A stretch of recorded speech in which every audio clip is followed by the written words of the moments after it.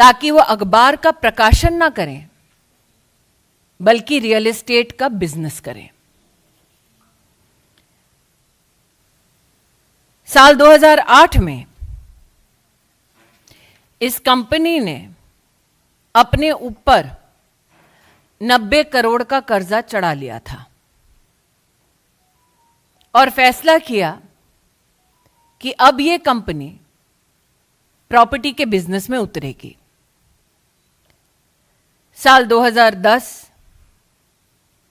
5 लाख रुपए से young India limited नाम की कंपनी बनाई गई। महासचिव राहुल गांधी डायरेक्टर के रूप में इसमें सम्मिलित हुए। 75% मात्र उनकी हिस्सेदारी थी, बाकी उनकी माताजी के पास, मोतीलाल वोरा जी और ऑस्कर फर्नांडिस जी जैसे नेताओं के पास। इसके बाद एजीएल के 9 crore shares young India limited को दिए जाते हैं। 9 करोड़ शेयर्स के साथ यंग इंडियन को इस कंपनी के 99% शेयर्स हासिल होते हैं। कांग्रेस पार्टी कंपनी को, मतलब एजीएल को 90 करोड़ का लोन देती है, जो कांग्रेस पार्टी माफ कर देती है। आज मेरा प्रश्न है विनम्रता से उन लोगों से जिन्होंने कांग्रेस का समर्थन किया, कांग्रेस पार्टी के लिए डोनेशन दिया ताकि लोकतांत्रिक गतिविधियों में वो हिस्सा ले सके। क्या ऐसे डोनर्स की ये मंशा थी कि उनका पैसा कांग्रेस पार्टी उस कंपनी को समर्पित कर दे जिसमें मालिकाना हक गांधी खानदान का? मालिकाना हक कोई भी सामाजिक कार्य के लिए नहीं, क्योंकि यंग इंडिया ने अपनी स्थापना के वक्त एक लाइसेंस लिया under section 25 of companies act कि वो सिर्फ चैरिटी करेंगे। लेकिन साल 2016 में यंग इंडिया ने इस बात को स्वीकार किया कि उन्होंने 6 वर्ष की अवधि में चैरिटी का एक भी काम नहीं किया। प्रश्न यह उठता है, कंपनी बनाई जाती है समाज सेवा के लिए, लेकिन समाज की सेवा नहीं, वो कंपनी मात्र गांधी खानदान की सेवा करने तक सीमित हो जाती है। आज एक प्रश्न उन नेताओं से करना चाहती हूं जो ईडी के ऊपर दबाव डालने के लिए दिल्ली में उपस्थित हुए हैं। आपको राहुल गांधी अगर मिले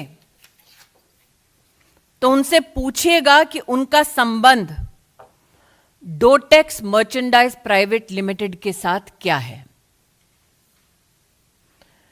डोटेक्स मर्चेंडाइज प्राइवेट लिमिटेड हवाला एंट्री ऑपरेटर कोलकाता से संबंधित है, जो कैश के बदले चेक देती है, जिसकी ट्रांजैक्शंस पर फाइनेंशियल इंटेलिजेंस यूनिट का रेड फ्लैग है। जो कांग्रेस के कार्यकर्ता आज दिल्ली में एकत्रित हुए हैं, वो राहुल गांधी जी से पूछिए कि गांधी खानदान का संबंध डोटेक्स मर्चेंडाइज प्राइवेट लिमिटेड से क्या है। क्या यह सत्य है कि डोटेक्स मर्चेंडाइज प्राइवेट लिमिटेड के साथ उन कंपनीज का संबंध है जिसमें मालिकाना हक राहुल गांधी, सोनिया गांधी और जिसका संबंध श्रीमती वाड्रा से है?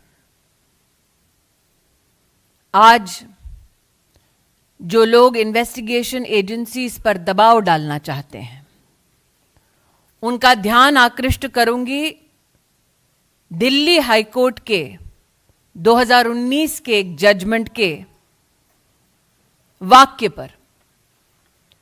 The entire transaction of transferring shares of AGL to Young India was nothing but a clandestine and surreptitious transfer of the lucrative interest in the premises of Young India. अर्थात AGL के ऊपर राहुल गांधी का, सोनिया जी का मालिकाना हक गैर कानूनी तौर पर संपत्ति पर अधिकार जमाने का एक प्रयास है। इसलिए आज जो गतिरोध कांग्रेस के नेता और कार्यकर्ता राहुल गांधी के बुलावे पर कर रहे हैं, मैं देश को बतलाना चाहूंगी कि ये लोकतंत्र को बचाने का प्रयास नहीं है, गांधी खानदान की 2000 करोड़ की संपत्ति को बचाने का प्रयास है। Ladies and gentlemen, at the clarion call of the Gandhi family, leaders and workers of the Congress party have descended onto the streets of the national capital to pressurize investigating agencies. A gentleman who is out on bail seeks to pressurize an investigating agency which seeks to unravel the corruption of the government.